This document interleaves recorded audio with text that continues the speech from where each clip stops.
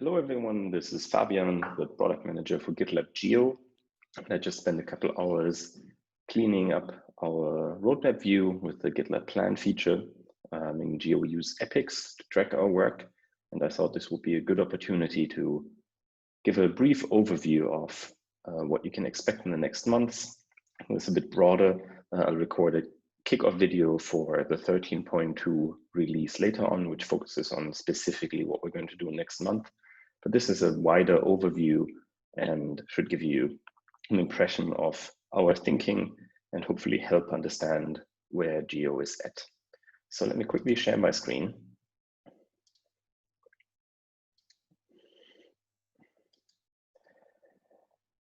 Yeah, so this is the new view of the Geo Roadmap. And we've had some improvements from the plan team recently on this, which now supports sub-epics, which is pretty sweet, and the associated milestones. So I'm trying to use this. It's not perfect, but we iterate a lot. So please bear with me and I'll try to highlight a few things that I maybe didn't accomplish yet. So there are a few items here. If you look at the Geo direction pages, they are describing sort of our strategy, our direction for the next months, and they tie into increases in maturity. So what we believe is the maturity of these categories, and in Geo at the moment, the two I want to talk about are Geo replication and disaster recovery. And on another level, there are improvements to the administrator experience. They were previously grouped in Geo replication, but they kind of span both categories. So I've spun it out, which is something that is maybe also a top level concern. There may be a few other epics that work like that, but on a high level, you can see two things. The main focus of the Geo team at the moment, the Geo group, is to increase the maturity of our disaster recovery offering from minimal to viable. And these are aligned to quarters. So this is going to end at the end of July. Following that, you have an increase in maturity, ideally something else to discuss, to complete, and this is tracked here. And there's also potential work for increasing the maturity of Geo replication from viable to complete. So that being said, I promised sub-epics, so we'll talk about some. The administrator experience is pretty simple. There are a few other things here that are hidden because we're not actively working on them at the moment. The most important is really improving the user experience of systems administrators that are maintaining Geo installations. And so we are working on this quite actively. We've shipped a number of iterations in previous milestones, starting with 12.9, 12.10, 13.0, and very soon 13.1. So this is an ongoing effort. And at the moment, we anticipate that most of the things for this iteration will be in a state, where like by the end of 13.3, we've shipped most of the features that we were interested in. That doesn't mean no work is left to be done, but this is sort of the timeline when we will probably shift our focus to some other things. Now, speaking about disaster recovery and viable maturity. So Geo can be used to fail over to a Geo secondary in a disaster situation. So your primary data center is not available. You can also use it as a planned failover, potentially to migrate to different infrastructure. And at the moment, the disaster recovery offering is at the minimal stage, and there are a few reasons for that. So I'll expand this here. You can see there are a few sub-epics, and I'll talk about 3 of them in a little bit more detail. But I'll focus on, I can't actually reorganize those here, so I'll start with the self-service framework. So one of the issues with Geo at this moment in time is that GitLab as a sort of complete solution for the development operations security lifecycle generates a number of data types or resources, for example, Git repositories. And Geo needs to replicate those data from a primary to one secondary or several secondaries. We don't replicate all of those data types right now. And that's quite an issue for disaster recovery situations, because if it isn't replicated, it won't be available on your secondary immediately, which means you need to restore it from a backup, which then actually increases your time until your sort of secondary site is fully available. So I've talked about that in the past. One of the main things that we would like to improve here is to make it incredibly easy to support new data types. If another group in GitLab actually decides to implement a feature and they're generating new data, then it should be very simple to add Geo support on top of that, which ultimately then results in essentially 100% coverage of what Geo is replicating and what is actually being generated by GitLab. So at the moment, this is very difficult. This is the main focus of our work at the moment. So if we zone in here a little bit, you can see there are essentially two types of data. There may be more, but on a very high level, there's sort of files or blobs, and then there's Git data. And so we're currently in the last steps to actually create a sort of strategy for replicating files. And we're doing this by focusing on package files. So there's the ability in GitLab to essentially act as a to serve package files for example, Conan or NPM, like various languages. And so we want to replicate those to a secondary. And so here, by 13.1, we've estimated that we want to actually ship a package file replication. You can see there's quite a bit here still to close. We'll see how it goes by the end of the month and see if we can merge that, but that's sort of where we are at. There's a second part to this, which is also highly relevant for the R, which is a verification. And that is actually the ability to make sure that whatever data we actually replicated is verified as well. So we don't do this for files at all right now automatically. You can manually check some of the files, for example, LFS files. And this is something that we also want to include sort of as a default for the self-service framework. And we've started here, and actually we're shipping small iterations, but it will likely take us quite a few more releases to sort of finish that effort. It is something that runs more in the backend. So you can see, I estimate that it will ship or finish with 13.3, but we'll see. There's another bit here, which is the front end parts. So how the replicable items or package files or other types are actually represented to systems administrators in the front end. And Zach, our front end engineer, has done a really great job working on this. So there's a bunch of technical debt that we need to clean up. And we'll do that over the next couple of releases as well. Again, I hope that this will actually finish by August, maybe a little bit earlier, but this is sort of one of these other things. And that should actually be helpful for a lot of other data types independent of what we're replicating. Then further down, this is the second most important thing that we need to add. So far, I've talked about files. So package files, LFS files, uploads, these types of data. But obviously, we also have Git data. And currently, we replicate repositories and we replicate wikis and design projects that use Git, but we have no specific implementation in the framework yet to standardize that. And so this is the second strategy that we need to actually ship. And this is now a peculiar situation. This is not needed, in my view, for viable maturity here for disaster recovery, but I can't sort of split out these things and move them to complete maturity. So I'll have to figure something out. But we'll believe that we'll actually do this in August to probably the end of the quarter, so October here. And that should conclude the entire sort of self-service framework, the backend implementation.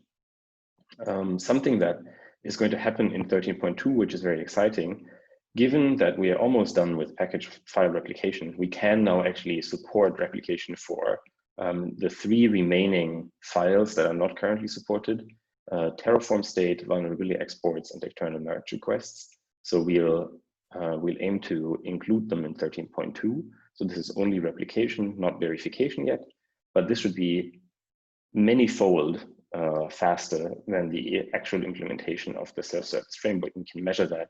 I really hope we can ship this within this release. That's going to be a focus of 13.2. So those are sort of the self-service framework parts that are ongoing. They're really foundational and very important for our ability to create a failover solution that actually has the data, and that's what we're doing right now.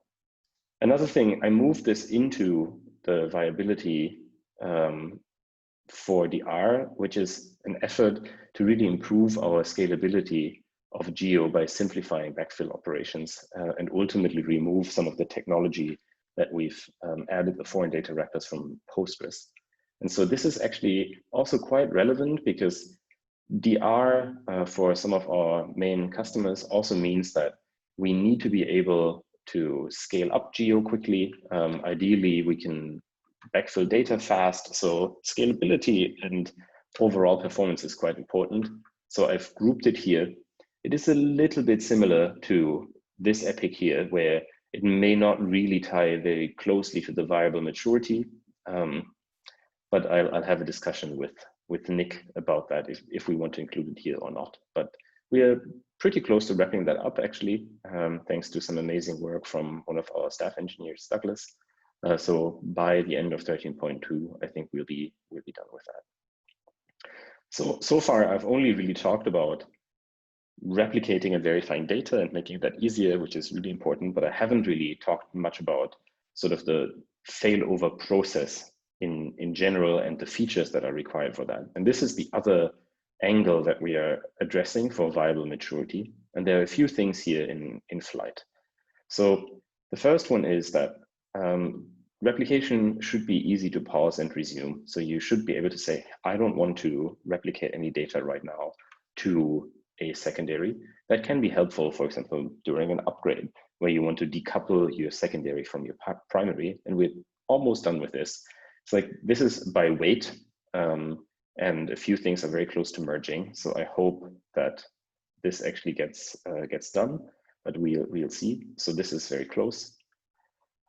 We're also going to start working on simplifying the planned failover documentation. So we have a few ideas on how to do this. Interviews with systems administrators have indicated that the documentation is something that we can really improve. So we'll work on that.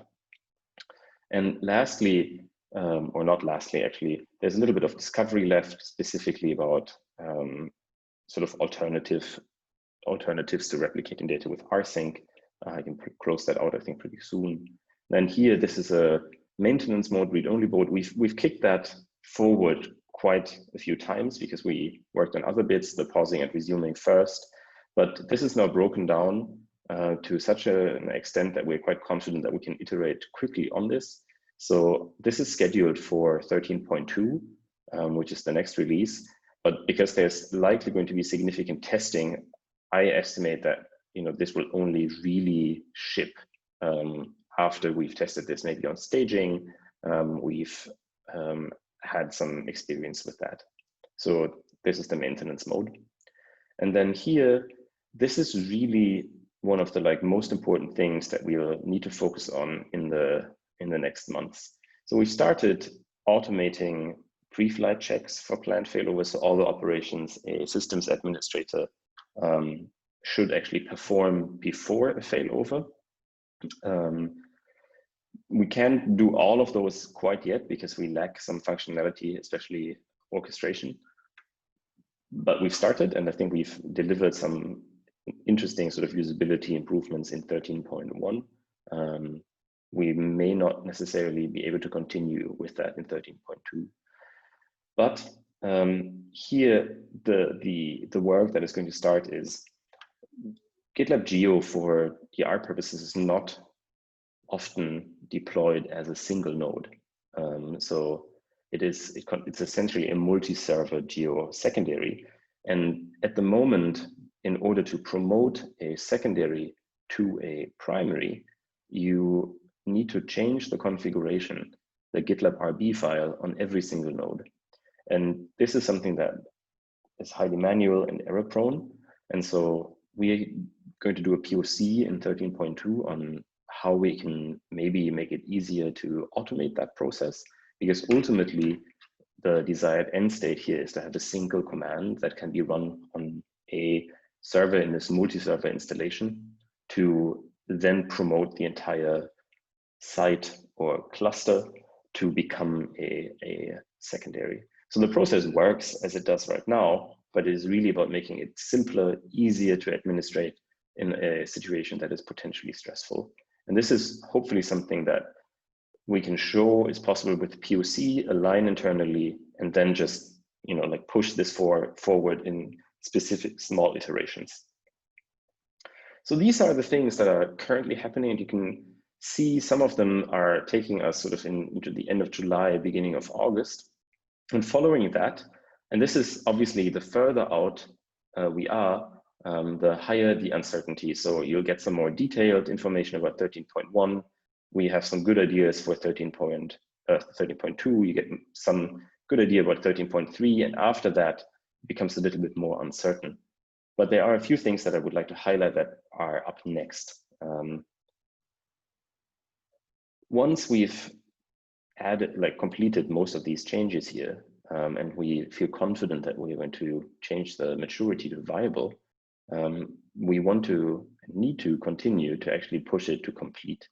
And two things that will certainly need to happen is to move existing files, blobs, so for example, LFS files or uploads, CI artifacts to the existing self-service framework, which will then allow them in combination with what I talked about over here,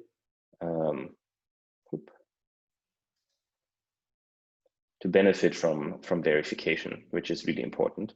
Then another thing that I think will be highly relevant to some larger customers is our ability to run a Geo secondary with fault-tolerant deployment of Postgres, very likely using Patroni. So this is something Patroni is shipping to GitLab with 13.1, and depending on our ability, we will need to kind of test and verify how we can use that on a secondary and how that would work. And after that, there will be plenty of yet to define sort of groupings of improvements to like promotion, demotion, and another like failover. So this is a sort of holding tank for items. This is sort of a current estimate, high uncertainty, but it would be great if we could complete this by the end of this financial year, end of Jan. Then for Geo replication, which is something that we're not actively working on right now, there are a few things that we know we definitely need to do. And two of these items here are the so-called secondary mimicry and automatically choosing the Geo node for the best user experience. So what this means on a high level is currently when a regular GitLab user accesses a secondary, only when using Git with the location-aware Git URL, it is sort of transparent or fully automatic. In other instances, a user will need to understand to a certain degree that they're interacting with a secondary, which may not actually always result in a better user experience. So one example here is really the web interface, which is read-only on a secondary. And so many users use the primary web interface because the secondary can't be edited. It's fast to load, but you can't actually, for example, add an issue. And so the idea here is that in order to really get Geo replication to complete maturity, we should move to a model where by default, all of the interactions that a user has with a secondary are kind of transparent. So to give you an example, you pull from a secondary via Git, and then you push to a secondary, but it's the same URL as for your primary, and Geo and the load balancer figures out what is fastest. You're trying to access the web interface. And if there are operations you can't perform, maybe you get proxied automatically to the primary. The same for Docker registries, maybe. You want to pull from a Docker registry, use the local node. You want to push, it proxies you or redirects you to the primary.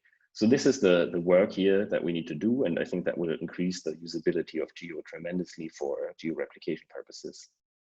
And then something that always comes up and we would really like to tackle is making Geo easier to install. We've invested some time to understand the installation process. It's quite cumbersome and manual.